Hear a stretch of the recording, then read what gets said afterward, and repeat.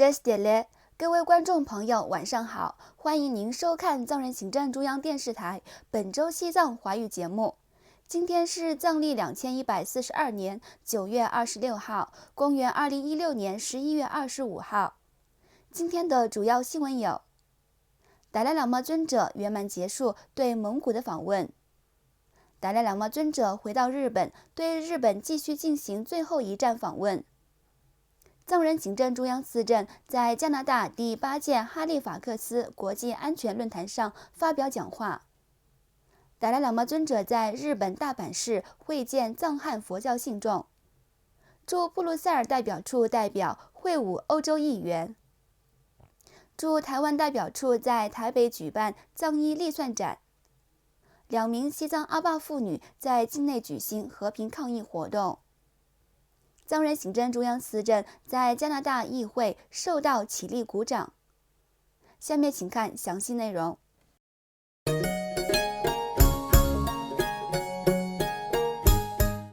西藏精神领袖达赖喇嘛尊者圆满结束对蒙古的访问，这是一次顺应民意、对数万期盼已久的蒙古信徒恩赐妙法甘露的成功访问。上周五，尊者抵达蒙古首都乌兰巴托后，受到蒙古人民的热烈欢迎。在初冬的雪地里，印度驻乌兰巴托大使、蒙古信徒以及该国官方人士等在机场热烈迎接达赖喇嘛尊者到访。在乌兰巴托为期6天的访问期间，尊者在该国首都中央文化广场和体育馆内各举行了一次公开演讲。参加了甘丹大臣寺院的佛教会议，还在乌兰巴托举行了一次国际佛教与科学会议。除了与学术界的交流，尊者还荣获一项荣誉学位。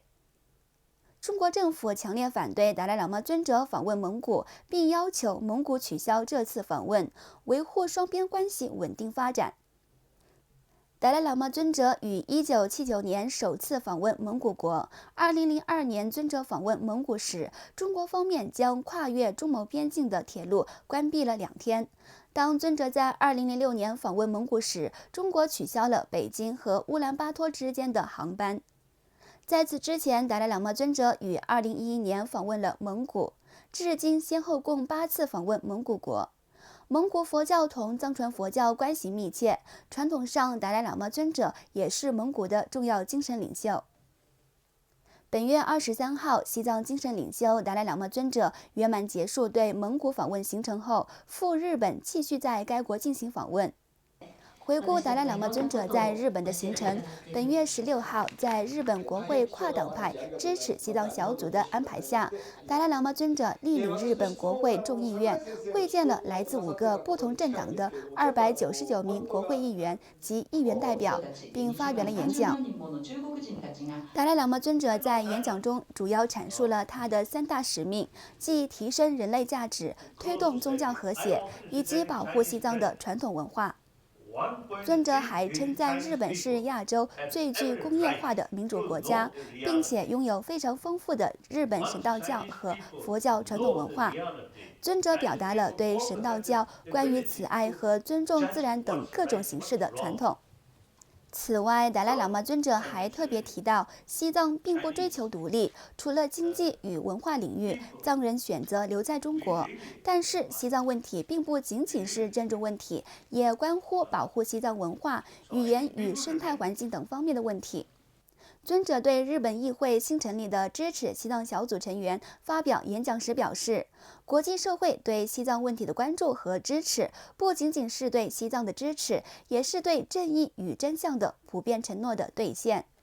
与此同时，藏人行政中央司政洛萨桑格于11月18号至20号出席了在加拿大东部城市哈利法克斯举行的第8届哈利法克斯国际安全论坛。在权力腐败、腐化情史研讨会上，就妇女与包容的重要性，以及气候与能源安全和缓慢形成的政治威胁等相关主题发表了演讲。司政提出，亚洲水塔西藏高原的生态系统直接影响下游国家数十亿人口的生命。该论坛由加拿大国防部主办，哈吉特·萨吉扬先生主持。与会者包括英国国防部部长迈克尔·法伦爵士、法国国防部部长让伊夫·勒德里安、土耳其欧洲联盟事务部长、克罗地亚主席克琳达·格拉巴尔、基塔罗维奇、爱沙尼亚国防部长汉内斯·汉森、北约副秘书长古特莫勒尔、克罗地亚总统格拉巴尔基塔、乌克兰副总理特森萨德茨等国际领导人，以及诸多国家的总参谋长、安全领域专家、学者、研究人员、记者等数百人参加本次论坛。藏人行政中央司政洛桑桑格已是连续第3次出席该论坛。紧接着，本月14号，达赖喇嘛尊者会见了数百名中国佛教信众和当地藏人，并向大家做了演讲。尊者向与会的150多名中国佛教信众表示，当欧洲的一些宗教组织邀请我去讲法时，我都清楚地告诉他们，要认清当地的传统信仰，基督教的追随者不应该改变他们的宗教。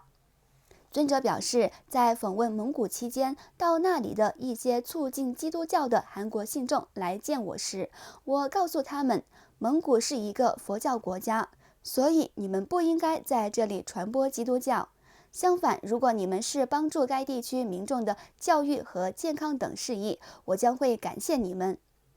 我还告诉他们，我不赞成任何信教徒随意改变自己原有的宗教。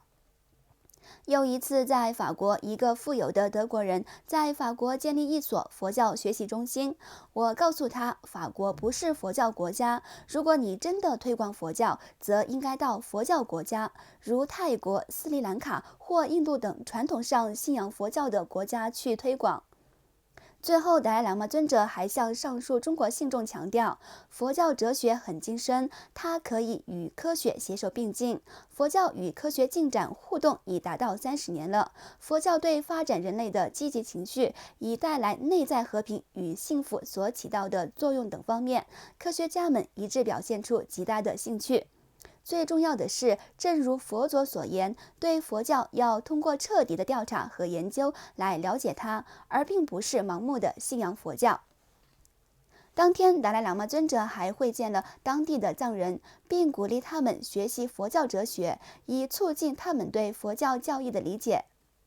藏人行政中央驻比利时布鲁塞尔代表扎西平措先生及欧盟宣传官仁增曲珍女士于本月15号在欧洲议会大楼会见了欧洲议会意大利议员安多尼奥·潘泽里和他的部下。会谈中，扎西平措先生详细介绍了西藏境内最新情况，同时呼吁欧洲议员加大对西藏自由运动的支持力度。安多尼奥·潘泽里议员承诺将继续支持西藏事业，并将努力在欧洲议会中就西藏问题进行提案。安多尼奥的助理乔治和外交与人权顾问巴塔也一同出席了这次会晤。这次会晤不仅对扩大和加强西藏在欧洲议会中的重要意义，而且对西藏问题还增加了欧洲议会社会主义团体的支持。11月11号，驻台湾代表处在台中和高雄举办了西藏藏医学和历算学成果展，同时简要介绍了西藏藏医学和历算学这2大学科。展览期间，讲座和口语资讯均免费。该活动是台湾外展 TMAI 庆祝100周年纪念活动的一部分。11月16号，西藏东部安多阿坝2名女子持达赖喇嘛尊者法像，在阿坝县格尔登寺外展开和平游行。随后，这2名藏族女子遭到当局逮捕，目前外界无法了解到她们的身份和下落。在社交网站上发布的一段视频显示，2名身穿传统藏服的藏族女子高举达赖喇嘛尊者的大幅法像，在某一街道上游行，并高呼达赖喇嘛尊者万岁等口号。11月23号，加拿大国会西藏之友会对藏人行政中央司政罗桑桑格博士访问加拿大举行了招待会。代表不同政党的加拿大议会的20多名成员出席了该招待会。成员们一致表示，加拿大不同政党成员将一如既往地支持维护西藏人权和生态环境事宜。藏人行政中央司政洛桑桑格博士在加拿大首都渥太华展开为期3天的访问，期间会见了在野党领导人和加拿大外交部高级官员等。这是自去年自由党执政以来，司政第一次访问渥太华。访问期间，司政对拉荣五明佛学院这所最大的佛教学院的拆毁，以及最近在西藏境内云南德庆县藏人抗议采矿事件等表示担忧。期间，司政还同加拿大新闻界成员进行了交流，其中包括接受加拿大最大报社《环球邮报》的采访。此外，路透社还引用了该采访重点言论，其标题为“就西藏问题，加拿大应该要准备对中国进行施加压力”。11月22号，司政洛桑桑格博士在加拿大众议院受到起立鼓掌。加拿大国会西藏之友会主席阿里夫·威尔拉尼介绍了藏人行政中央司政洛桑桑格博士。以下是西藏之友会主席的讲话内容。His Holiness the Dalai Lama relinquished political leadership of the Tibetan community in 2011, and Dr. Sangye was the first person elected ever to the post of Sikyong, or government leader, that same year. Born in a Tibetan refugee settlement in India, Dr. Sangye is a Fulbright scholar and the first Tibetan to ever receive an SJD degree from Harvard. Thousands of Tibetans in my riding of Parkdale High Park and around the world see Dr. Sangye as a strong advocate for the middle way approach. The middle way seeks nothing more than greater autonomy for Tibet within China. It is an approach that would peacefully resolve the issue of Tibet and bring about stability and coexistence based on the concepts of equality and mutual cooperation. I salute Dr. Sangye, as well as Mr. Pempa Sering, the official representative of His Holiness the Dalai Lama, for their important work in promoting awareness about the middle way approach. For their vital efforts, I say, Tashi Delay.